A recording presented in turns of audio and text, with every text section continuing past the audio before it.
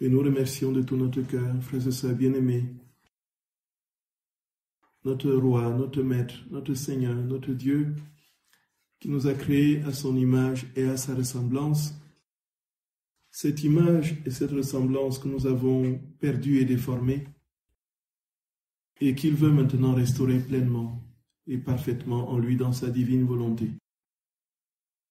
Nous le bénissons parce qu'il nous a fait comprendre que tous nos actes prenaient source, leur fontaine dans ses propres actes divins, dans son acte unique et éternel qui était la fontaine primordiale de tous les actes, de sorte que les actes que nous poserions, qu'Adam posait, étaient le prolongement de sa propre vie. Et nous allons au fur et à mesure comprendre la dignité, la sublimité de la création de l'homme. Le Seigneur dit qu'il n'y a rien au-dessus de la création de l'homme. Et aujourd'hui, plus que jamais, frères et sœurs d'amour, nous avons complètement perdu cette vérité. Non seulement dans les lois mortifères que nous mettons en place pour détruire la vie à son origine et à son terme, mais aussi par la conscience que nous avons, que nous n'avons pas, de la sublimité du grand mystère que nous sommes. L'homme est un mystère sacré, comme dit ce chant.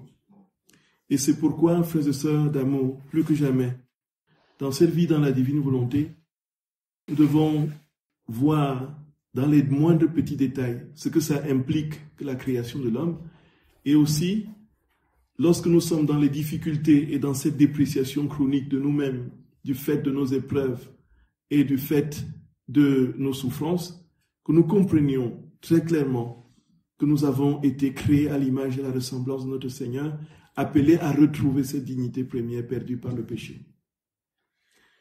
Et c'est pourquoi, plus que jamais, nous devons mettre justement le projet de Dieu de cette transformation totale de nous-mêmes en lui au cœur de notre cheminement chrétien. Que notre seul objectif soit de retrouver ce que nous étions.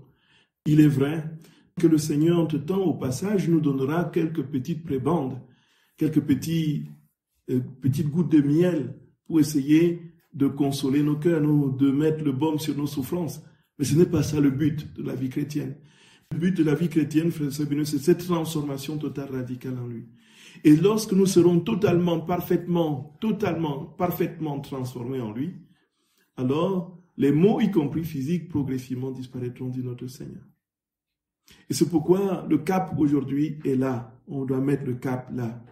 Comment est-ce que je peux me laisser entièrement fusionner, consumé par l'amour de Dieu dans sa divine volonté? Qu'est-ce qui fait qu'aujourd'hui, je ne sois pas capable de lui dire un oui total? Qu'est-ce qui m'empêche de n'être pas totalement à lui? Frères et sœurs d'amour, c'est là le travail que nous devons faire. Et non pas, voilà, qu'est-ce que Dieu ne m'a pas donné, qu'est-ce qu'il m'a donné? Nous sommes sur le principe qu'il nous a tout donné. Il veut nous donner ce qu'il y a de plus grand, de plus beau, d'indépassable. C'est sa propre vie divine. Et quand on a les yeux fixés sur lui, le reste ne compte plus. Que nous soyons guéris ou que nous ne soyons pas guéris, que nous ayons des consolations ou pas, que nous soyons dans les croix ou dans les joies humaines, peu importe. L'essentiel, c'est que nous soyons en Dieu établis.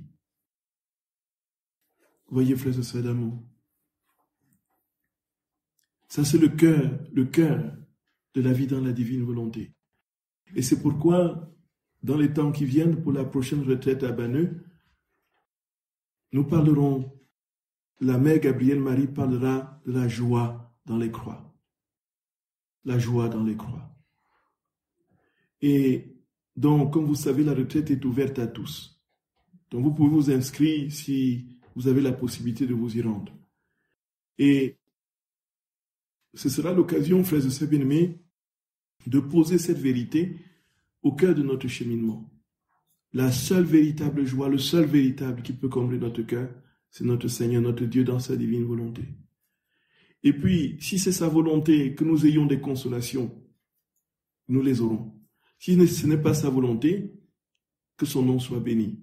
Tout simplement parce qu'il sait mieux que nous ce qui est bon pour nous ici et maintenant. Et comme l'objectif pour lui, c'est de nous amener totalement à retrouver l'origine que nous avons perdue, la béatitude parfaite dans l'établissement de la communion des deux volontés, alors tout concourra pour le bien de ceux qui l'aiment. Voyez, frères et sœurs d'amour. Et alors, nous comprenons plus que jamais ce que doit être non seulement notre objectif, mais ce que nous devons mettre en place pour réaliser cet objectif. Si l'objectif c'est la vie dans la divine volonté, le Seigneur nous permet, frères et sœurs bien-aimés, nous donne des outils, les moyens pour y parvenir.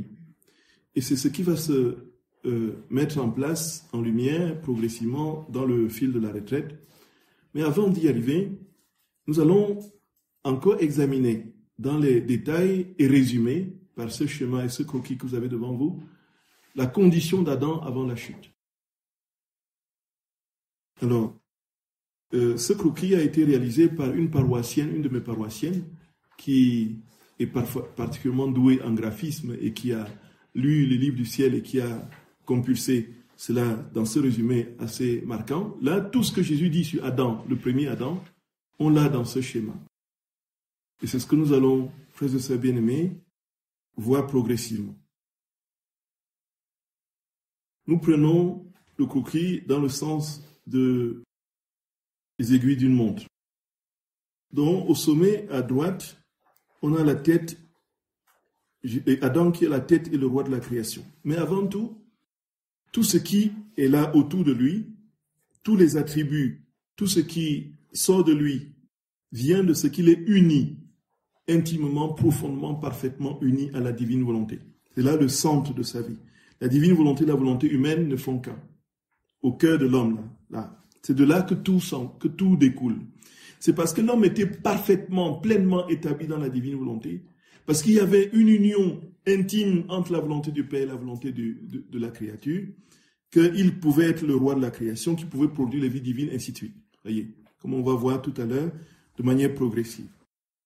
Et Jésus dit que dans l'instance de la personne humaine, la volonté est ce qu'il y a de plus grand. Il dit qu'il n'y a pas de plus grand. Dieu nous a donné une volonté, une intelligence, une mémoire.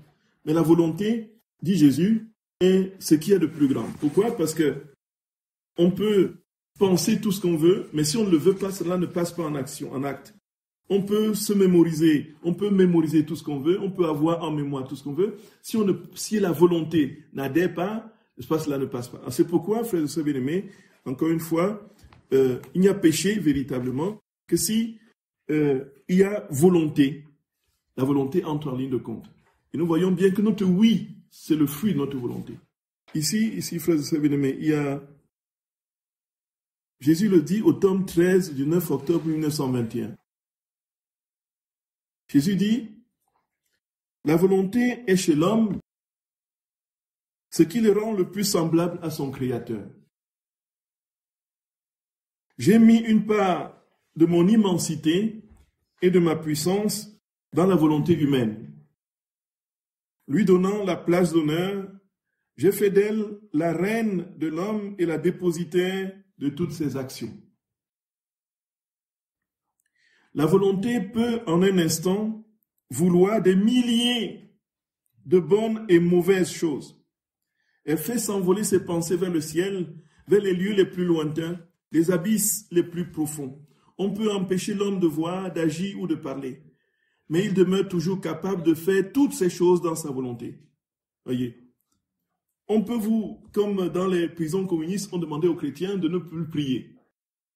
On dit de ne plus prier. Quand on voyait quelqu'un qui tenait un chapelet, immédiatement, on le mettait en régime et puis on le faisait mourir soit de froid, soit de faim. Et puis, quand on les voyait faire soit un signe de croix, soit être en posture de prière, voilà. Mais ils agissaient par rapport à ce qu'ils pouvaient voir de l'extérieur. Mais la volonté est au-delà de ce que on peut voir, de ce que l'on peut faire à l'extérieur. Puisque empêcher quelqu'un de prier, c'est tout simplement irréalisable si on veut prier. Effectivement, dans leur prison, ils s'en moquaient. Alors, ils faisaient semblant de ne... Voyez, ils étaient tous... Alors qu'au fond d'eux-mêmes, ils étaient en prière. Ils pouvaient vous fixer, pourtant ils étaient en train de prier.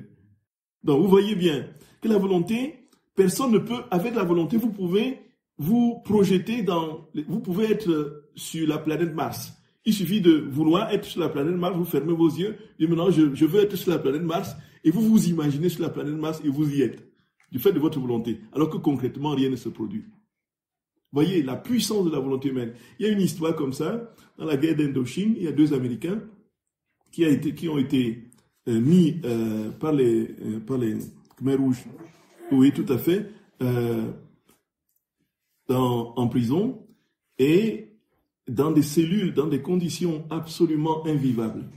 Un petit mètre carré où ils étaient, oui. Et puis ils étaient 2. Il y avait un justement qui, lui, commençait à broyer du noir. Il se morfondait, et ainsi de suite. Il a fini par devenir fou. On l'a sorti pour le mettre en asile psychiatrique. Il a terminé sa vie avec les fous. Voyez un peu. Le deuxième, qui était dans les mêmes conditions, alors, après 25 ans, il est libéré. Alors, il raconte ce qui s'est passé. Alors, il dit, en fait, quand il était en prison, il s'imaginait, chaque matin quand il se levait, il s'imaginait dans son ranch de Tennessee, avec son épouse, avec ses enfants. Il allait traire les vaches, voyez un peu. Il était dans son imagination, sa volonté le portait dans la réalité de son contexte d'origine, où il faisait, et puis il dit maintenant, on passe au repas les enfants, on passe au repas, oui, bon appétit, oui. C'est comme ça qu'il a survécu. Et quand il est sorti de prison, il n'y avait pas plus joyeux que lui. Vous voyez la puissance de la volonté humaine. Voyez, frères et sœurs bien-aimés. Nous comprenons, Jésus dit que, donc vous pouvez penser tout ce que vous voulez, mais tant que ça ne passe pas par le canal, c'est pourquoi Jésus, par le canal de la volonté, cela ne prend pas effet. Donc, et très souvent aussi, on entend en confession les pensées qui nous viennent.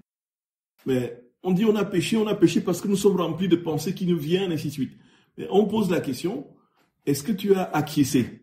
Est-ce que tu as voulu? Est-ce que tu as nourri ces pensées? C'est là que le péché commence. Quand ta volonté entre en ligne de compte.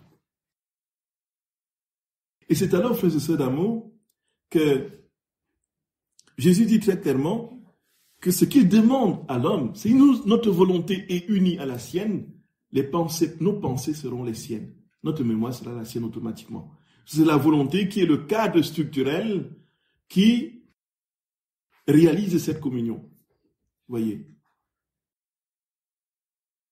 Et donc le centre, ce qui fait qu'Adam, le premier Adam, que nous avons sur le croquis, avait cette communion de volonté avec Dieu. Une parfaite une parfaite communion de volonté avec le Seigneur. Voyez, frères et sœurs d'amour. Et c'est ce qui explique qu'aujourd'hui, quand on veut vivre dans la divine volonté, on offre notre volonté à Dieu. On dit, Jésus, prends ma volonté, donne-moi la tienne. Et transforme ma volonté dans la tienne. Alors, frères et sœurs d'amour, la condition, donc c'est ça, l'homme au centre, avec les deux volontés, la volonté unie, sa volonté unie à celle de Dieu. Et là maintenant, il devient tête et roi de la création. Tout simplement, pourquoi? Parce que Dieu étant l'auteur de la création, l'homme créé, la création étant créée, étant faite pour l'homme, lui vivant en Dieu, il est donc le roi de la création. C'est pourquoi Dieu crée l'homme en dernier. Il crée l'homme en dernier, pourquoi? Parce que l'homme doit nommer les choses. Et nommer, c'est faire advenir à l'existence. L'anonymat, c'est l'inexistence. Et une fois qu'on nomme une réalité, on le fait surgir de l'anonymat pour l'existence. Eh bien, même s'il n'a pas été l'auteur de la création, c'est lui qui les a nommés. Donc il a participé à l'œuvre de la création. Le premier Adam a participé à l'œuvre de la création de Dieu. Il est le roi de la création, frères et sœurs bien-aimés, parce que le Seigneur, là, il était entièrement immergé en Dieu dans sa divine volonté. Et ici, frères et sœurs d'amour, on comprend plus que jamais l'urgence de mettre l'homme au cœur, justement, de nos préoccupations, du moins politiques et autres. Là où c'est l'argent et la ténèbre qui ont pris le dessus, l'argent et la mort. Et parfois, certaines espèces d'animaux sont infiniment plus protégées que les hommes. Vous tuez un panda, on vous met en prison. Et on pond des lois pour tuer les hommes. Vous voyez? C'est tout simplement irrationnel. C'est le mystère de l'iniquité en action, dans toute sa puissance. Et voilà, Jésus dit, mais il demeure toujours capable donc de faire, donc ça c'est la volonté. Oh comme la volonté peut se déployer, donc nous terminons avec la volonté, oh comme la volonté peut se déployer, que de mots ou de bienfaits elle peut contenir. Voilà pourquoi, entre tout, c'est la volonté de l'homme que je désire, car en elle, j'ai tout conquis et la forteresse est prise. Donc si notre volonté est conquise, si Dieu prend notre volonté, le reste est à lui. Voyez, frères et sœurs d'amour, nous ne voudrons jamais laisser entrer en nous les pensées qui ne sont pas de Dieu. Nous ne laisserons jamais notre mémoire charrier ce qui ne va pas nous élever vers lui. Voyez, frères et sœurs bien-aimés. Donc si la volonté est conquise, la forteresse est prise. Voyez. Et alors, je reviens donc à la tête au roi de la création. Jésus dit donc, il était la tête, le roi de la création naturellement parce qu'il est... Ouais. Et aujourd'hui, plus que jamais, frères et sœurs bien-aimés, les scientifiques de bonne foi reconnaissent, que ce soit dans les différents domaines de science, l'astronomie, la météorologie, dans tous les domaines de la science aujourd'hui, ceux de bonne foi établissent aujourd'hui plus que jamais la vérité du principe anthropique. C'est quoi? C'est qu'ils s'étonnent de ce qu'il y ait un agencement, l'agencement des lois dans le domaine d'études concourt toujours à l'homme. En fait, ils découvrent ce que notre Seigneur nous dit ici de manière claire, que tout a été créé pour l'homme. Ils se rendent compte que, en fait, la création de l'infiniment petit à l'infiniment grand, dans l'agencement des lois naturelles qui la régit, est toujours pour que l'homme survive, pour que l'homme advienne sur cette terre. Et que s'il n'y avait pas cette petite, cette conjonction, cet enchevêtrement concaténatoire des lois, il n'y aurait pas la vie de l'homme sur la terre. Dans tous les domaines que vous pouvez, y compris même ceux qui étudient, n'est-ce pas, les océans. Mais c'est impressionnant que Dieu ait créé la fourmi pour que l'homme puisse survenir. Voyez ça? Que Dieu ait créé le papillon pour que l'homme puisse vivre sur cette terre. Que Dieu ait créé les cigales pour que l'homme puisse vivre. C'est-à-dire que rien de ce qui a été créé n'a été fait de manière gratuite, fortuite. C'est-à-dire que c'est pourquoi quand on comprend ça, frère et sœur d'amour, et on comprend que Jésus dise à lui, toute la création te dit, nous avons été créés pour toi.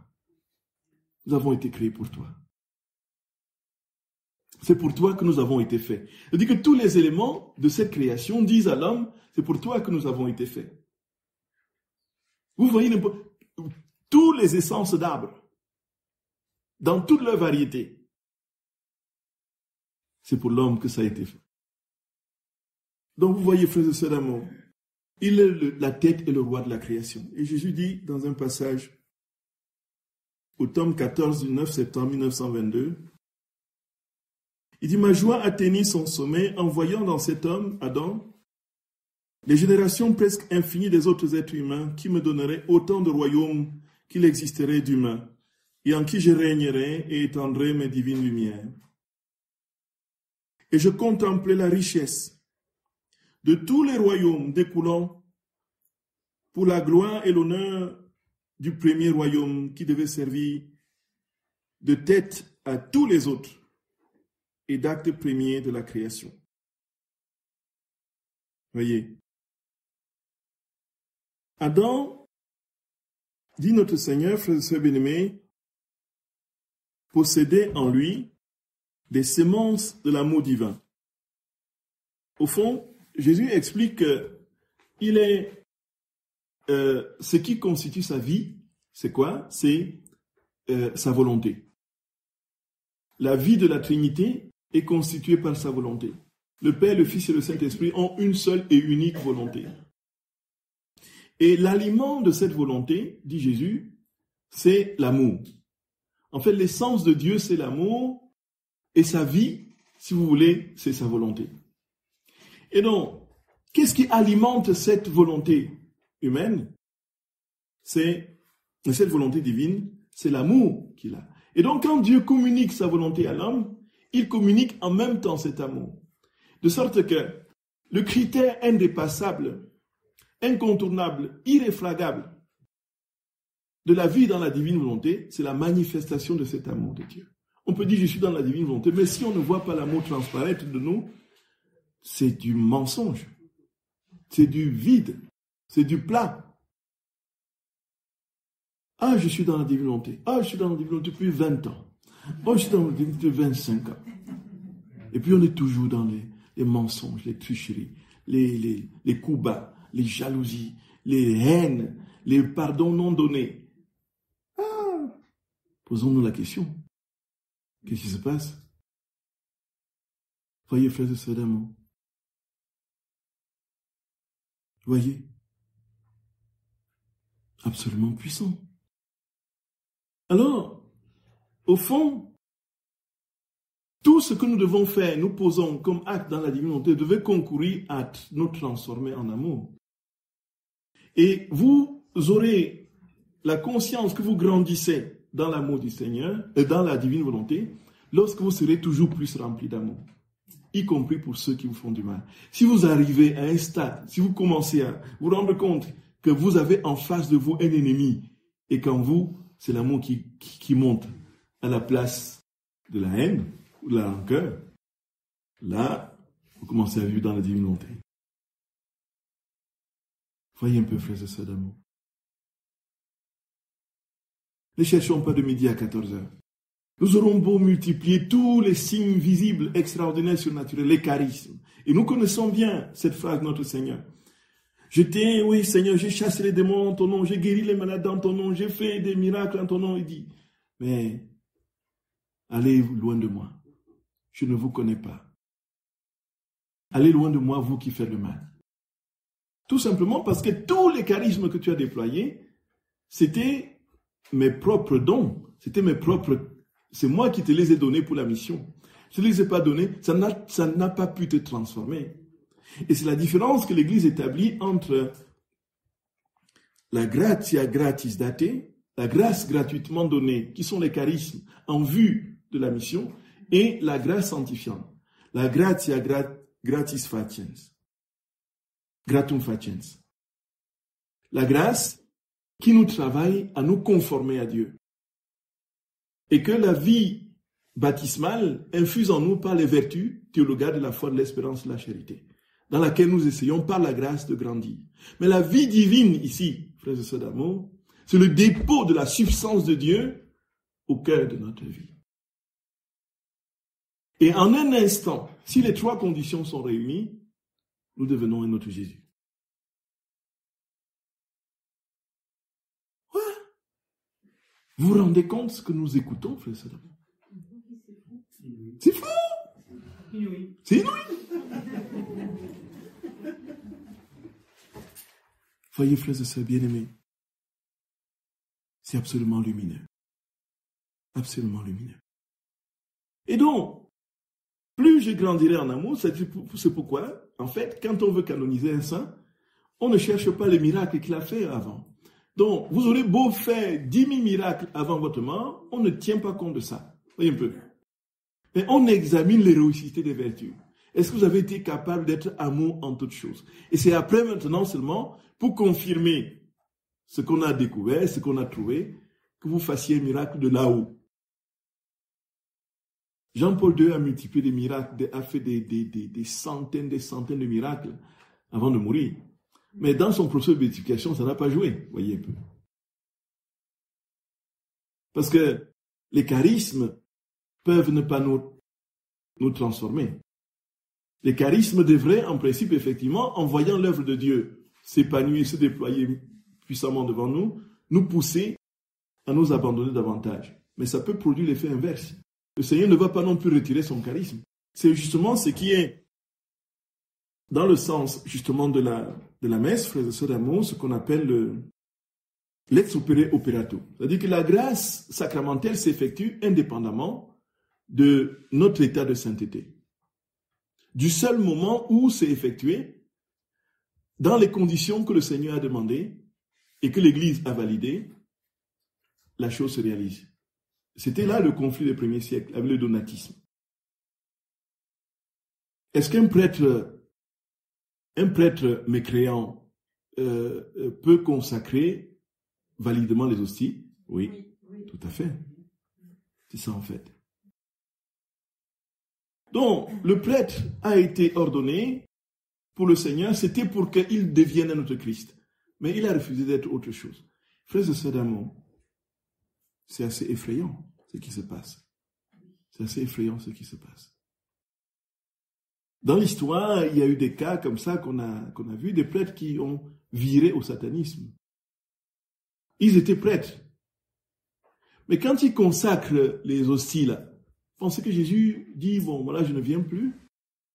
Un prêtre, c'est impressionnant. Donc, n'allons pas très loin. Ça, c'est un cas extrême. Les prêtres qui font du mal aux enfants. Ils montent à l'autel. Jésus ne refuse pas de venir dans le mal. En fait, quand nous lisons la divine volonté, on comprend ce qui se passe au fond. Voyez. Jésus descend parce que le prêtre l'a convoqué. Il ne peut pas faire autrement que de descendre. Il est condamné, il est lié à son amour. Il est comme enchaîné à son amour. Il ne peut pas ne pas se donner si le prêtre l'appelle. Il ne peut pas ne pas venir. Le prêtre fait de lui ce qu'il veut. Ce n'est pas parce qu'il a réussi toute sa vie à faire venir Dieu à l'autel qu'il va aller au ciel. Il avait un pouvoir sur Dieu. Dieu lui a laissé un pouvoir sur lui-même. Il pouvait se dire, bon voilà, c'est ça la différence. Les charismes et les grâces particulières du ministère ne nous confèrent pas la sainteté de manière automatique. Elles doivent contribuer, mais très souvent, elles sont négligées malheureusement.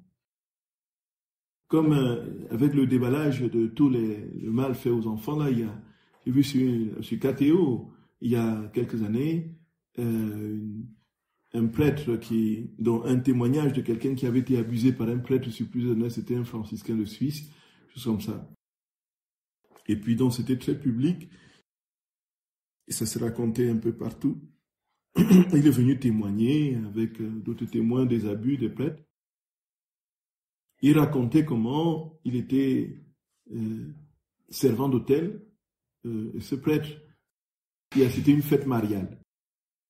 Et quelques minutes seulement avant la messe, le prêtre avait abusé de ce jeune servant à la sacristie, juste avant de revêtir son aube pour son chasuble pour commencer la messe.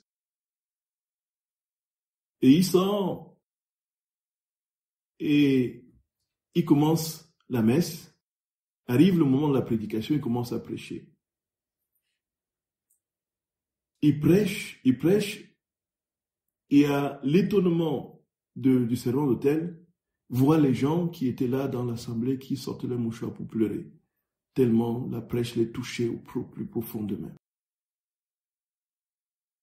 Pensez que c'est parce que ce prêtre a touché les gens au plus profond d'eux-mêmes par une prêche avec une grâce spéciale qui lui a été donnée à l'instant même, qu'il est saint?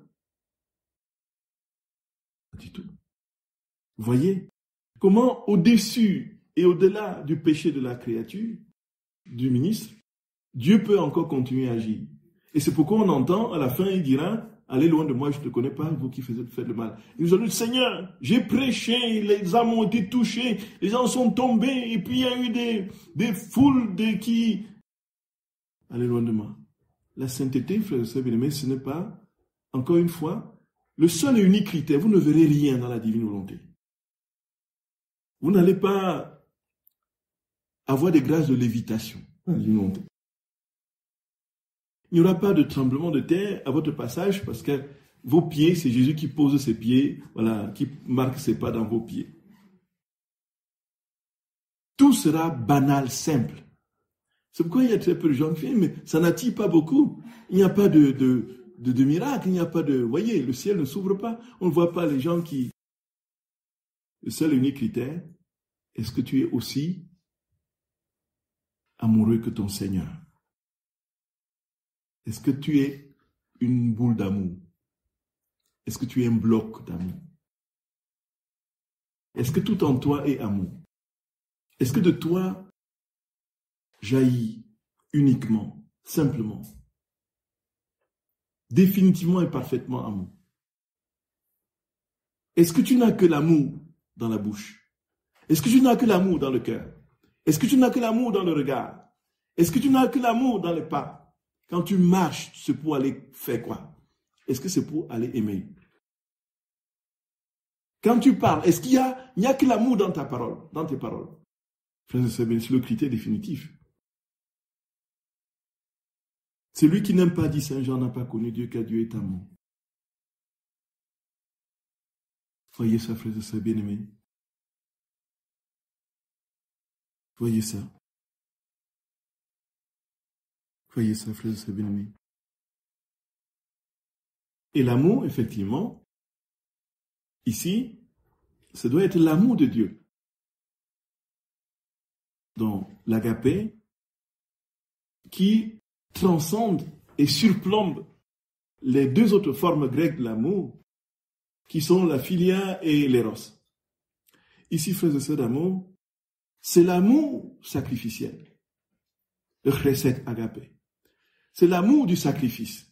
L'amour qui n'est pas fondé justement sur les sens, ce que l'on sent ou ce que l'on veut, ce qui nous plaît, ce qui nous est gustatif. L'amour de Dieu, c'est pas l'amour parce que voilà, ça me fait du bien. Oh, la prière me fait du bien. La prière me fait du bien. Oh, j'aime prier parce que ça me fait du bien. Non, on n'a rien compris. Là, on va faire la prière comme du yoga, vous voyez un peu. Vous voyez, on veut être bien dans son être, dans son corps et tout ça. Non, on ne va pas prier parce qu'on veut se sentir bien.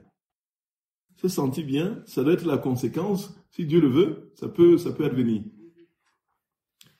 Et puis, je n'ai pas senti Dieu quand je priais, je me suis senti, ainsi de suite.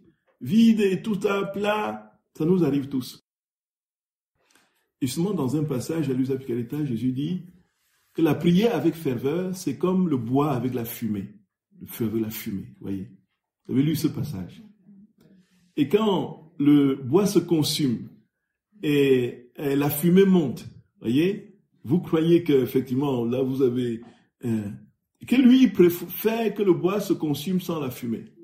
Et c'est ça la prière sans aucun sentiment, sans aucune consolation. Donc en fait, quand vous êtes vide et que vous n'avez aucune ferveur qui monte en vous, vous êtes devant le Saint-Sacrement depuis des heures, vous priez le rosaire, vous êtes dit, c'est là la prière qui plaît à Dieu, dit Jésus. Vous voyez un peu. Parce que ce n'est pas une prière qui est appuyée et motivée par des bons sentiments ou le bien-être qui peut en paraître. C'est la prière qui est motivée par la seule volonté de prier et d'être en présence de Dieu.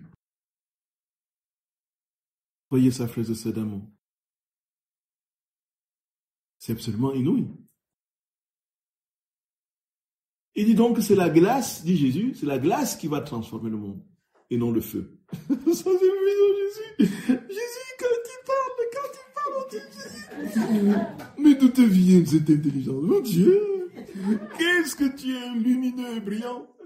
Il dit donc, c'est par ces formes, ces âmes-là, qui vivent l'aridité, mais qui sont là parce qu'ils aiment le Seigneur, ne s'appuyant sur rien d'autre que sur lui, la foi en lui.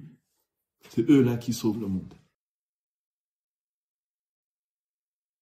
On entend l'école des charismes, frère Séville, l'école des charismes. Est-ce que tu as senti la chaleur sur ton épaule? Parfois, quand Dieu veut te donner, il faut qu'une chaleur monte hein, pour confirmer ce que la parole de connaissance qui doit être donnée. Vous voyez un peu. Et puis, est-ce que la vision, il faut, oh mon Dieu, oh là là. Ici, frères et sœurs d'amour, ici, Jésus te dit, laisse-moi tout faire. Si je veux te donner des charismes, je te donnerai. Si je ne veux pas t'en donner, tant mieux, je sais pourquoi. Et c'est moi qui commence, c'est moi qui veux vivre en toi, c'est moi qui veux me donner tout entier à toi. Et c'est infiniment plus fort que les biens, les petites consolations que je peux te donner. Et frères et sœurs d'amour, voilà l'amour vrai.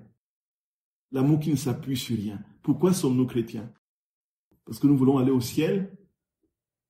C'est bien. Mais c'est encore insuffisant. Nous ne sommes pas chrétiens parce que nous voulons éviter l'enfer. Nous sommes chrétiens parce que nous aimons notre Seigneur. Et si nous l'aimons, on est sûr de toutes les façons, ce n'est pas parce qu'il va nous mettre au ciel. Son amour suffit. Et déjà, son amour, c'est le ciel. Déjà, l'aimer, c'est être au ciel. Voyez, frères et sœurs bien-aimés, l'aimer, c'est déjà être au ciel. Donc, parce qu'il avait la vie de Dieu, tête et roi de la création, il avait donc l'aliment, les semences de l'amour de Dieu qui le constituaient fondamentalement. Et puis, un autre élément que le Seigneur note toujours dans les attributs d'Adam et les grâces qu'il a reçues avant la chute, c'est qu'il était recouvert d'un vêtement de lumière. Voyez, nous avons certainement lu ce passage-là dans le livre du ciel. Jésus dit, les gens disent que quand Adam est arrivé au monde, il était nu. Voyez. Bon. Quand la Bible dit qu'il était nu, c'est-à-dire dans le sens où il n'avait pas les vêtements que nous avons aujourd'hui. Vous voyez, c'est ça. Un peu. Mais le vêtement d'Adam, parce qu'il était dans la plénitude de la vie de Dieu, Dieu qui est vie, qui est lumière, le couvrait. Si vous trouvez ce passage-là, merci de me l'indiquer, s'il vous plaît. Je croyais l'avoir noté, mais il dit, oui, donc ce vêtement, c'était un vêtement de lumière. Donc Adam était revêtu de lumière. Et c'est ça justement, frères et sœurs bien-aimés, c'est quoi? C'est la lumière de la divinité qui était en lui. Et c'est cette même lumière qui va jaillir de notre Seigneur sur le mont Tabor. Cette lumière taborique qui va complètement couvrir et éblouir les disciples au point où ils vont dire, voici, construisons 3 tentes ici pour y demeurer. C'est la vie divine qui produit cette lumière. Et chacun de nous, au fur et à mesure que nous posons des actes en Dieu, que c'est lui qui vit en nous, nous émettons de la lumière. Cette lumière est en nous, frères et sœurs d'amour, déjà au baptême. Et le signe, justement, le symbole de la bougie, du cierge que l'on donne aux parrains et marraines, le signe de cette lumière, ce n'est pas quelque chose de factice. On ne part pas de rien pour poser ces actes sacramentaires, ces signes liturgiques concrets qui, on dit, ça symbolise la lumière. Et bon, cette lumière extérieure est pâle, absolument pâle, en comparaison de la lumière intérieure qui habite l'âme du baptisé, à ce moment-là, qui est la vie même de Dieu. Dieu est lumière. Et le soleil, Saint Paul dit, c'est dans le livre de l'Apocalypse, ils n'auront plus besoin de soleil ni de lune, voyez un peu, mais le Seigneur les illuminera, voyez un peu, lui-même les illumine. Au ciel, il n'y a pas de soleil. Le soleil, c'est dans le cosmos, les astres, voyez un peu. La preuve, c'est que à Mars, il n'y a pas, le soleil n'éclaire pas à Mars, voyez un peu. Donc, au ciel, qui est la sphère de l'éternité, il n'y aura plus de centrale électrique pour nous donner la lumière. On dit, on va se chauffer comment et tout ça. C'est Dieu qui nous illuminera. Nous serons dans une lumière continuelle et perpétuelle. C'est Dieu qui nous illuminera. Et donc, comme baptisés, avec la vie divine infusée en nous, nous sommes fils de lumière. Jésus lui-même le dit. Vous êtes le sel de la terre, vous êtes la lumière du monde. Et cette lumière, frères et sœurs d'amour, on peut plus ou moins l'entretenir. Elle peut plus ou moins briller. Et une fois sorti de notre corps, dans la vision de notre Seigneur, cette lumière prend toute notre forme. Nous devenons la forme, nous devenons luminoformes. Nous avons la forme de la lumière. Et luminophore, nous portons la lumière. Vous connaissez donc Sainte Aïba Maria di Francia, après son décès, vous connaissez comment elle est venue rendre visite à Luisa Piccarreta. Luisa Piccarreta l'a vue alors qu'il est après sa mort.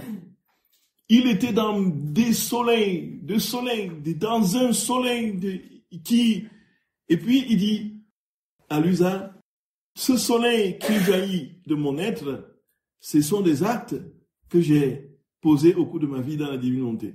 Il dit, si je savais, j'aurais posé encore plus.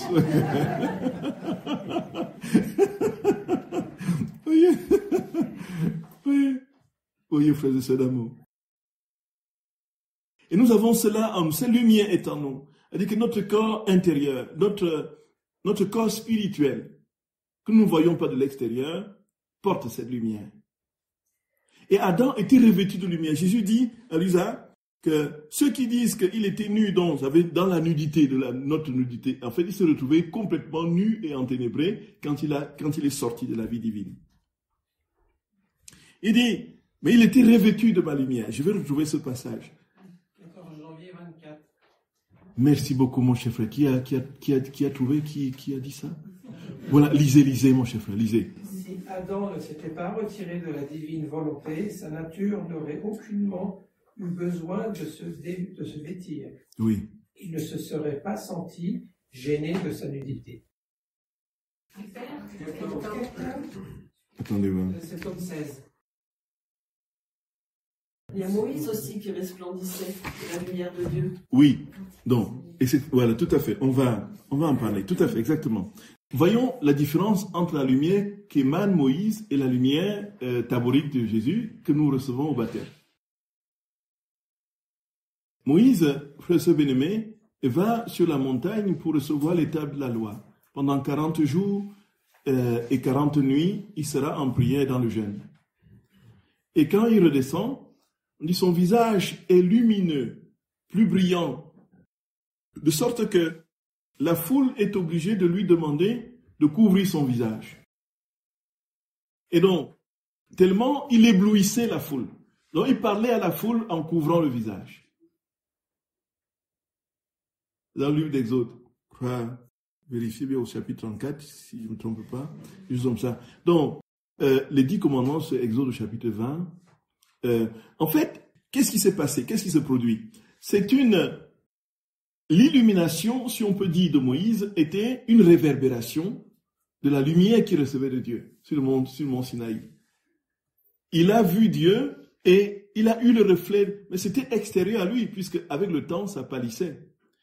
Qu'est-ce que ça peut donner en comparaison avec les objets fluorescents que nous avons très souvent? Vous voyez, quand nous étions petits, comme ce chapelet-là qui brille la nuit, là, c'était, c'est pour nous le jouet, les petites statues qui brillent la nuit, là, voyez un peu. Et puis, vous vous rendez compte, ces statues ne brillent qu'en fonction de leur exposition à la lumière. Plus elles sont exposées, plus elles durent dans l'émission de la lumière. Une fois que la lumière, la source principale, est éteinte. Donc, avec le temps, puisqu'il n'y a plus la source qui les alimente, ils ne peuvent plus être réverbération.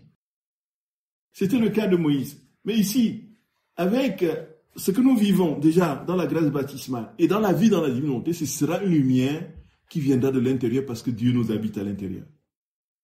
Vous voyez, nous ne serons plus des réverbérations, dans le sens où, exposés à la lumière, nous allons, pendant un certain temps, vivre un peu de douceur, d'amour, de bonté, de bienveillance, jusqu'au moment où nous revenons. Mais comme il y a une permanence de la source au tréfonds de notre être, dans notre âme, nous émettrons continuellement cette divine lumière. En toi est la source de vie, par ta lumière, nous voyons la lumière. Voyez, frères et sœurs bien-aimés, nous sommes 35. Et donc, il s'ensuit que Jésus dit que c'était la constitution fondamentale d'Adam d'être lumière. Il n'y avait rien en lui qui ne pouvait être lumière. Tout était lumière en lui. Donc, de tout son être jaillissait. Il pouvait être nu donc, au sens où il n'avait pas de vêtements humains, parce que il n'y avait pas le sentiment du péché n'avait pas entraîné le sens de la pudeur. La réalité du péché n'avait pas créé le sens de la pudeur. Et donc, cette lumière vive qui jaillissait de lui, frères et sœurs bien-aimés, devait le constituer, c'était son vêtement royal. Quand on dit qu'il est nu, c'est qu'il n'a pas nos vêtements à nous. C'est après, qu'une fois chassé du paradis, qu'il va se faire des habits avec des feuilles de figuier.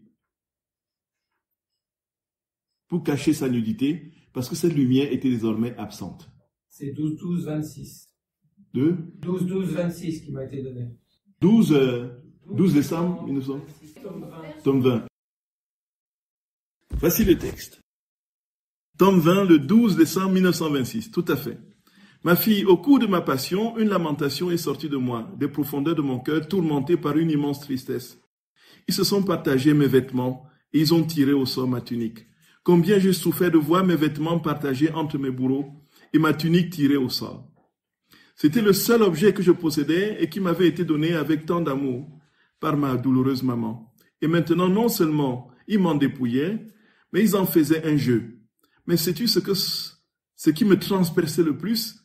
Dans ces vêtements, Adam me devenait présent, revêtu du vêtement de l'innocence et couvert de l'invisible unique de ma suprême volonté. L'invisible tunique de ma suprême volonté. En le créant, la sagesse incréée agit mieux qu'une mère très aimante. Plus qu'avec une tunique, elle est revêtue de la lumière éternelle de ma volonté. Un vêtement qui n'est pas susceptible d'être défait, divisé ou enlevé. Un vêtement qui devait servir à l'homme de préserver en lui l'image de son Créateur, les dons qu'il avait reçus, et qui devait le rendre admirable et saint en toutes choses. De plus, il était ainsi revêtu du vêtement de l'innocence. Et Adam, en Éden, par ses passions, a divisé les vêtements d'innocence et tiré au sol la tunique de ma volonté. Un vêtement incomparable d'une radieuse lumière. Oh, Gloria! Ce que fit Adam en Éden a été répété sous mes yeux sur le mont Calvaire. En voyant mes vêtements divisés et ma tunique tirée au sort, symbole du vêtement royal donné à l'homme, ma souffrance était si intense que j'en ai fait une lamentation. J'y voyais les créatures faisant leur propre volonté et tirer ma volonté au sort, et toutes les fois où elles divisent le vêtement d'innocence par leur passion. Tous les biens sont enclos en l'homme en vertu de ce vêtement royal de la divine volonté. Une fois tiré au sort, l'homme n'est plus couvert. Il perd tous les biens parce qu'il lui manque le vêtement qu'il est gardé enclos en lui. Ainsi, aux nombreux maux que font les créatures en faisant leur propre volonté, elles ajoutent le mal irréparable de tirer au sort le vêtement royal de ma volonté, un vêtement qui ne peut pas être remplacé par un autre vêtement. Oui, ça c'est un passage, tout à fait, qui dit tout sur ces vêtements de lumière. Il y a un autre passage, celui que je cherchais, qui parle très explicitement du vêtement de lumière que revêtait Adam. Et donc, collectionnons tous les passages sur les vêtements, et puis nous allons tomber sur celui-là. Oui, tout à fait. Frères et sœurs bien-aimés. Donc, le vêtement d'innocence d'Adam, c'est, frères et sœurs d'amour, ce vêtement de lumière. Ce vêtement de lumière. Et on sait que les saints ont manifesté ce vêtement de lumière. Le Seigneur, par sa grâce, a fait surgir chez beaucoup de saints cette lumière taborique. Voyez, nous avons tous en nous. Et qu'un jour, ça jaillira en véritable vêtement au ciel. Donc en fait, chaque fois que nous posons des actes dans la divinité, nous sommes des couturiers. Nous cousons notre vêtement de lumière au ciel. Voyez, frères et sœurs d'amour. Voyez. On raconte dans les Fioretti de Saint François combien, frères et sœurs d'amour, les frères cherchaient François. Ils ne savaient pas où il était. Dans la nuit, tard. Où est-il? Où est passé François? et il voit au loin une vive lumière dans la forêt. Alors il s'approche, il dit, mais d'où vient cette chose? Est-ce qu'il y a un incendie? Mais on ne voit pas de fumée. Ils arrivent, ils avancent, et ô stupeur, il découvre François en prière, à genoux. De lui sortait cette... Frères et sœurs, ce ne sont pas des fables, hein. Ce ne sont pas des fables. De lui sortait cette lumière qui illuminait la nuit. Et pas de Pio. Pas de Pio. Mais lui, alors, c'est... Plusieurs témoins le racontent, y compris des évêques qui étaient après la messe de Saint Padre Pio. Une fois qu'il avait fini de communier, il se transformait en une boule de lumière. Il irradiait autour de lui. Et les gens étaient là comme médusés, comme... Le temps s'arrêtait. Et Padre Pio les enveloppait de cette lumière divine. Et un évêque explique, pendant ce temps, à